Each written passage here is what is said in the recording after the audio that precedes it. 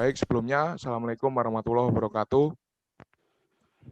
Pertama-tama, marilah Waalaikumsalam. kita panjatkan rasa kepada hadirat Allah Yang Maha Esa, karena dengan nikmatnya kita dapat berkumpul di Zoom pada malam hari ini untuk melaksanakan tugas presentasi kita.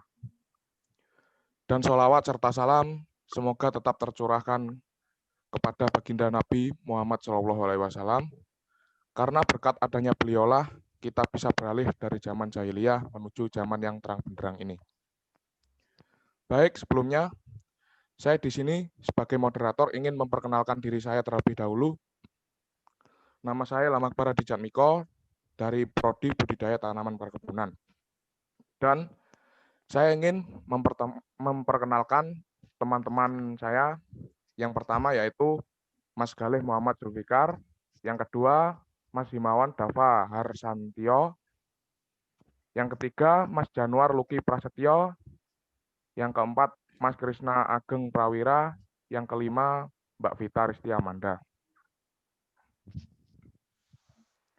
Yang terhormat kepada Bapak dosen pembimbing mata kuliah Pendidikan Kewarganegaraan, Bapak Baitlawi SHI MHI, kami dari kelompok 6 mohon izin untuk meminta waktunya sebentar bahwa kami ingin menjelaskan materi kami yang berjudul Wawasan Nusantara sebagai Geopolitik Indonesia.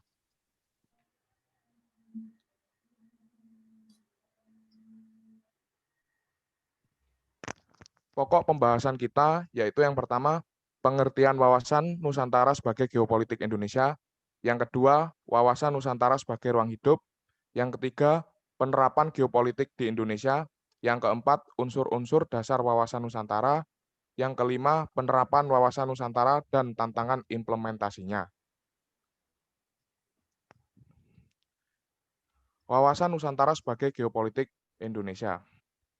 Apa itu wawasan Nusantara?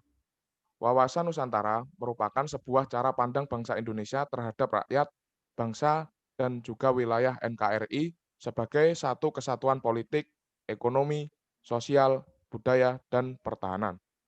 Sehingga wawasan ini menjadi pandangan atau bisa dibilang sebagai visi suatu bangsa dalam mewujudkan tujuannya.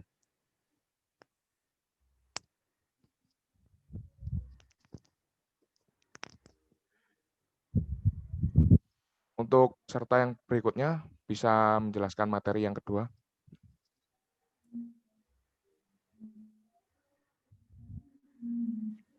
Apa itu geopolitik? Geopolitik merupakan sebuah sistem politik ataupun peraturan dalam wujud kebijaksanaan nasional yang didorong oleh aspirasi nasional geografik suatu negara, yang apabila dilaksanakan dan berhasil akan berdampak langsung kepada sistem politik suatu negara. Jadi, wawasan Nusantara sebagai geopolitik Indonesia adalah cara pandang dan sikap bangsa Indonesia mengenai diri sendiri serta lingkungannya, selalu mengutamakan persatuan dan kesatuan bangsa dalam kehidupan bermasyarakat, berbangsa, dan bernegara.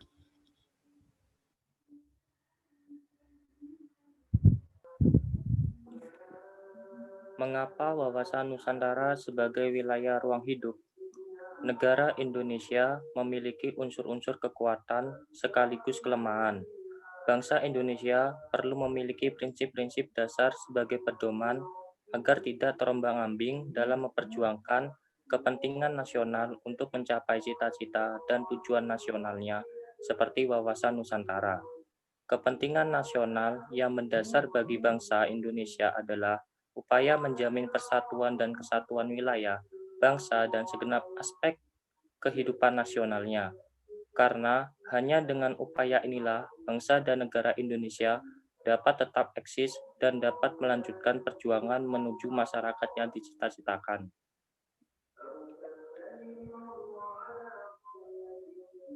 Bagaimana penerapan geopolitik di Indonesia? Implementasi wawasan Nusantara sebagai geopolitik Indonesia secara umum dibedakan menjadi dua, yaitu 1. Implementasi sebagai pancaran falsafah Pancasila. Falsafah Pancasila diyakini sebagai pandangan hidup bangsa Indonesia yang sesuai dengan aspirasinya. Keyakinan ini dibuktikan dalam sejarah perjuangan bangsa Indonesia sejak awal proses pembentukan Negara Kesatuan Republik Indonesia sampai sekarang.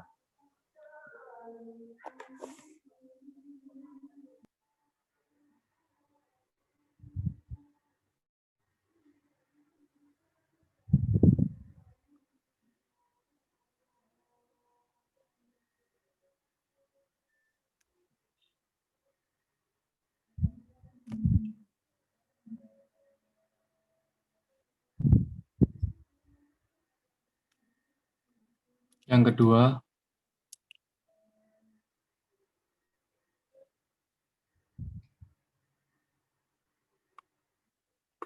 implementasi dalam pembangunan nasional.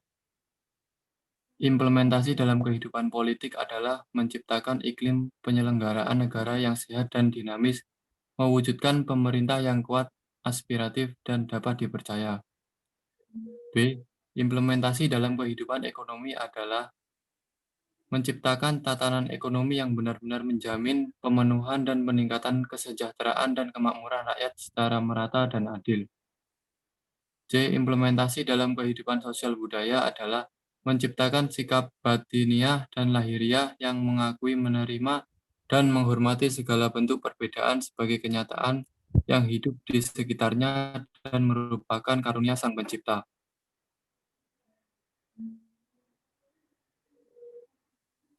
Unsur-unsur apa saja yang menjadi dasar wawasan Nusantara? Ada 3 unsur dasar di wawasan Nusantara yang terkandung di dalamnya.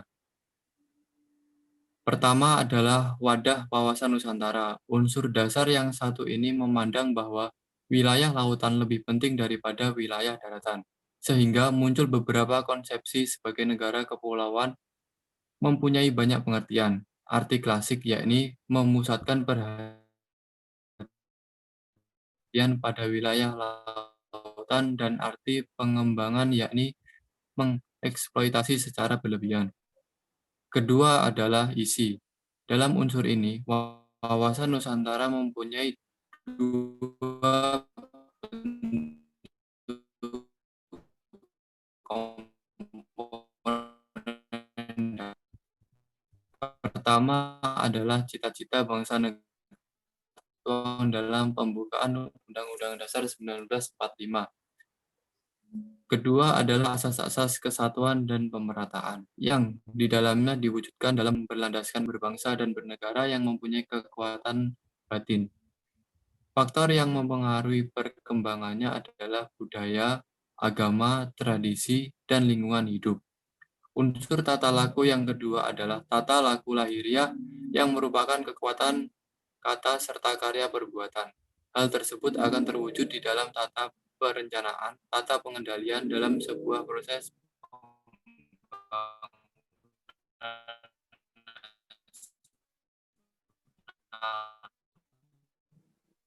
serta tata pelaksanaan.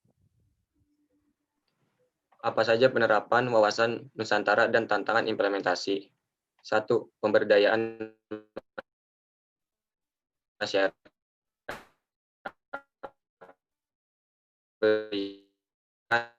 Peranan sebesar masyarakat dalam arti memberikan peranan dalam bentuk aktivitas dan partisipasi masyarakat untuk mencapai tujuan nasional hanya dapat dilaksanakan oleh negara-negara maju dengan bottom-up planning.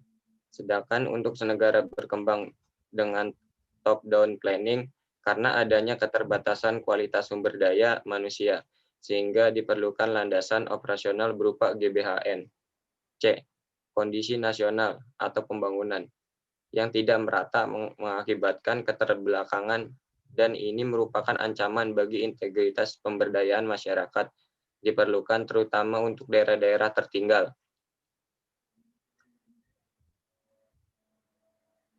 2. Dunia tanpa batas. A. Perkembangan iptek mempengaruhi pola sikap dan pola tindak masyarakat dalam aspek kehidupan. Kualitas sumber daya manusia merupakan tantangan serius dalam menghadapi tantangan global. B. Perkembangan iptek dan perkembangan masyarakat global dikaitkan dengan dunia tanpa batas dapat merupakan tantangan wawasan Nusantara. Mengingat perkembangan tersebut akan dapat mempengaruhi masyarakat Indonesia dalam pola pikir, pola sikap, dan pola tindak dalam bermasyarakat, berbangsa, dan bernegara. Yang ketiga, kesadaran warga negara. A. Pandangan Indonesia tentang hak dan kewajiban manusia Indonesia mempunyai kedudukan, hak dan kewajiban yang sama. Hak dan kewajiban dapat dibedakan namun tidak dapat dipisahkan. B. Kesadaran bela negara dalam mengisi kemerdekaan. Perjuangan yang dilakukan adalah perjuangan non-fisik untuk memerangi keterbelakangan, kemiskinan, kesenjangan sosial, memberantas KKN, menguasai iptek, meningkatkan kualitas SDM, transparan, dan memelihara persatuan. Dalam perjuangan non-fisik, kesadaran bela negara mengalami penurunan yang tajam dibanding pada perjuangan fisik.